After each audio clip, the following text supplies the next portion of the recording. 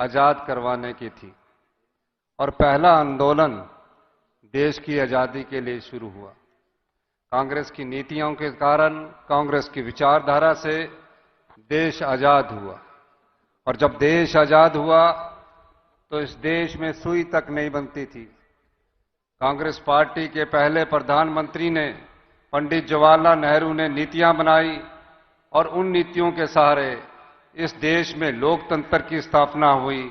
और जिस देश में सुई तक नहीं बनती थी उसमें सुई से लेकर हवाई जहाज का सफर कांग्रेस पार्टी की नीतियां, कांग्रेस पार्टी की विचारधारा, कांग्रेस पार्टी के कार्यक्रमों द्वारा स्थापित की गई। कई बार विडंबना होती है। 70 करोड़ की उस समय आबादी थी। गरीबी की लड़ाई से हम लड़ रहे थे और उस लड़ाई पर विजय पाने के लिए हमने यहां जय जवान जय किसान का नारा दिया।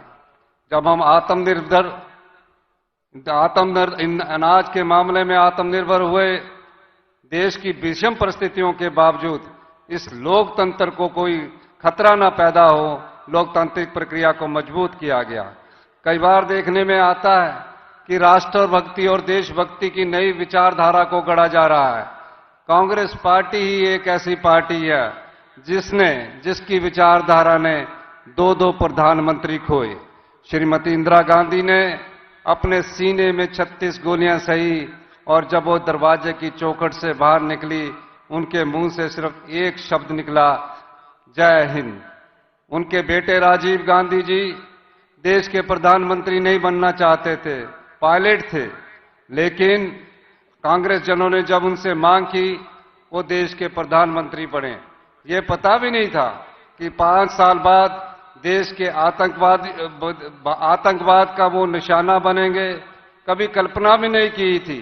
और जब उन्हें बम से उड़ा दिया गया तो उनकी टांग कहां गिरी, बाजू कहां गिरा।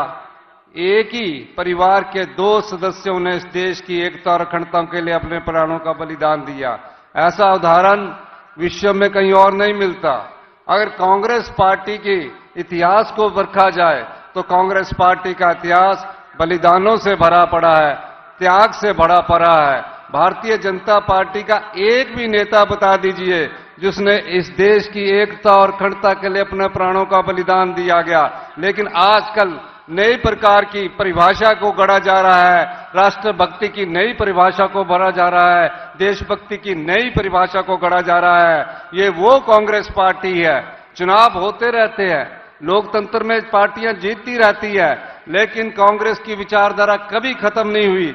कश्मीर से कन्याकुमारी तक आज भी ये विचारधारा जिंदा है। और इस नागपुर के 138वें स्थापना दिवस पर आज कांग्रेस जन को ये कहना है कि जो झूठ के सहारे राजनीति करते हैं, जो झूठी परिभाषा को गढ़ने की कोशिश करते हैं, उस परिभाषा का जवाब सच्चाई से देना है।